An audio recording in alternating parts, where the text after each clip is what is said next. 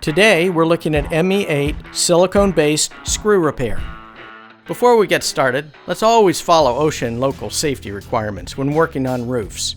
Always plan your work in advance. This includes products and tools needed to complete the project. Another consideration is weather. It can impact the installation and proper curing of APOC products. Additional information on weather requirements can be found at apoc.com. Existing screw and fastener problems can be screws backing out and deteriorated gaskets. Let's look at a better way using APOC 581 Armor Flash.